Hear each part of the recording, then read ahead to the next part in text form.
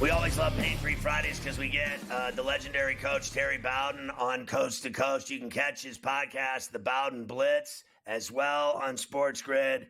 And every Friday right here, second hour, we do all the plays that matter Friday and Saturday in college football. Coach, good to see you down in Monroe, good to see you, man. Louisiana. Let's start with the game tonight in Vegas with Boise ranked against UNLV, a really good game at Allegiant in Sin City.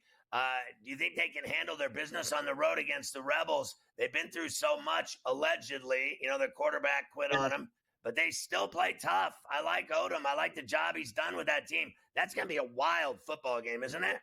These are the top. They're both in the top five in scoring. They both know how to put points on the board. Hard to go against Ashton Gentry, though, the team, Boise State, as well as he's playing.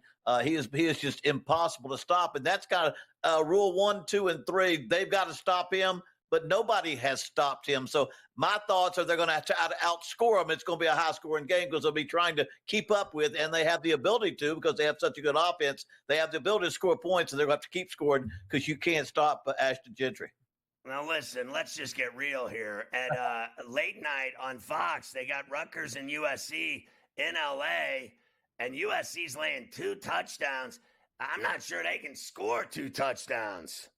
Both these teams this is bad. Both these teams have lost their last 3. Huge disappointment, especially in Los Angeles for Southern Cal. I just don't know if you can make this a high-point game.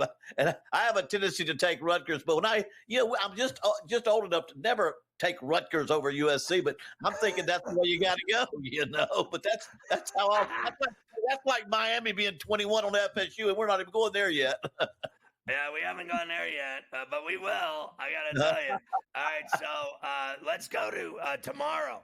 Indiana put 56 on Nebraska in Bloomington, and now the Huskers have to play at the Shoe in Columbus against Ohio State. And Ohio State's on the penthouse floor. Indiana's on like the 10th floor of that skyscraper. Yeah, Nebraska, this is not one of those it's just a how much game. I mean, that's all it's going to be. You're talking about Nebraska and Ohio State. Then Ohio State having a week off to play in this game. They were upset. They're not feeling too good because they lost their game to Oregon. And so they've been thinking about this game. So this is one of those where Nebraska that doesn't have enough talent. Ohio State, I don't care if they lost by 1 point or 2 points to Oregon. They're still the most talented team in the country when it comes to NFL players. And they'll get back on track, and they'll take it out of Nebraska. Yeah, I think so, without a doubt. And they're going to be a playoff team come hell or high water. I could even see Ohio State meeting Oregon again for a national championship. Absolutely. I think Ohio State to me, and I'm going to go that route with Texas too, who lost a game to Georgia.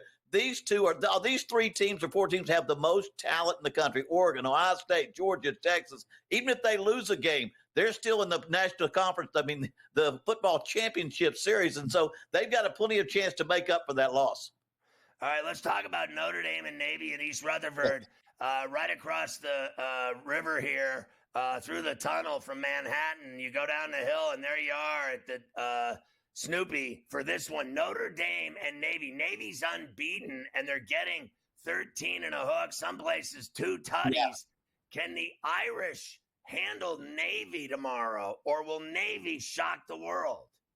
Well, and after we saw Vandy beat Alabama, and Vandy's kind of run this same type of not just a triple option or a wing tee, but they put the spread passing attack with it, and Navy's doing it about as good as anybody in the academies, and it gives you fits. Just go back and look at some of their films as I did this week. But Notre Dame's got more talent than anybody they've played at Navy. I don't think Navy's played all G5 teams so far. Go look at that Memphis game and see how they handle Memphis. They're an incredible team. They've got a system that uses I call it smart football. They're usually at an academy or a Vanderbilt, and they play a system where you can't go out there and physically handle them. You got to find a way mentally to go in the right direction because everything is misdirection. And let me say this about Navy. They have a quarterback and a running back, Horvath and Texas. These guys are unbelievable. You know why? They went to Mount Lebanon High School together. That's a lot of great people come out of Mount Lebanon High School. Including me. That's where I went to high school. Oh, Scotty. Oh, you bet. You set me up in that. They've been knowing each other since they were 1 year old. They're the best people on the team, and they've been best friends since they were like first grade, and they both went to Mount Lebanon. When I was there, they won the Whippeal 4 straight years. They won the state championship 4 straight years, and I always was like, they played on AstroTurf in Mount Lebanon, and I was like, man, this school, that high school was enormous that I went to. It really was. Yes, it was. Illinois getting over 3 tutties, 21 and a hook at Outson. Yeah. I love this quarterback for Illinois. Yeah. I think Bielema's done a great job. Can they hang with the Ducks in Eugene? I've got them beating the numbers. I think Oregon's not going to lose to Illinois at Outson Stadium. They're not going to lose the game. But Illinois is a physically tough team. They represent that coach kind of builds on that their toughness. But they're not quite good enough to beat this team in Oregon. But I've got them definitely taking the numbers and taking the points. Yeah, me too. Missouri's at College Station at Kyle Field under the lights. Is Cook not playing for Missouri in that game? Am I seeing things? Yeah, Cook and Noel both are doubtful. But in college terms, that usually means they ain't playing. They just want to try to create just a little bit of a doubt. But I don't think they're both going to play. And if they can't play, I give Alabama the game and the points on that one. Yeah, I was tripping. That's the game at Tuscaloosa that Missouri's playing. LSU's got A&M at Kyle Field under the lights. I'm sorry. So who do you like in that one?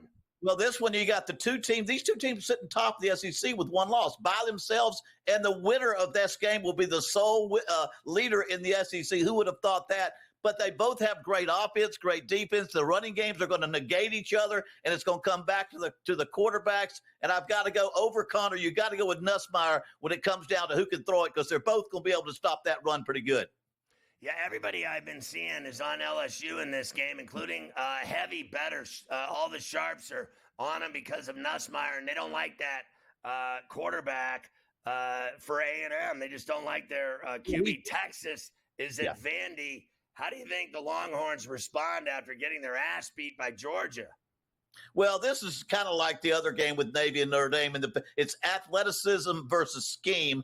And Texas, I guarantee it, they will use that athleticism, and they'll keep Vandy from doing what they did against Virginia Tech and Alabama. Again, they've got too much. When you got that much talent, you can make mistakes at times and still recover, but they'll get so much penetration. You'll get Vandy in the backfield. So Alabama's going to recover, and I'll be honest with you, I think Alabama's going to cover the score too. How about these two at night, 7 o'clock, Miami hosting Florida State. They hate each other's guts. Miami's laying 21. You know I'm a huge Canes fan. Will they handle them? Yeah, I think they will. I mean, I'm an FSU fan because of my dad for so many years there, but 21 points I've never seen. And it's played down in the Miami. Not Coral Gables, not the Orange Bowl like we used to love, but it's down there at their home field. But FSU has no quarterback, and when you have no quarterback, you have no answers. They threw 3 picks for scores in the last 3 interceptions on 3 straight plays last week, and they have no quarterback, and they have nowhere to go. And Miami's going to make sure recruits in Florida know who's the best team. Yeah, it killed me when they tore the Orange Bowl down. What a disaster that was. Let's talk about Penn State at Madtown at Camp Randall. They're laying 6.5. Fickle's Badgers have won 3 in a row, and they've raked everybody. I got 10 seconds. What do you like in that game? Stay with Penn State. Wisconsin's an outstanding team. Stay with Penn State on that. All right, Coach, I love you. Have a great weekend.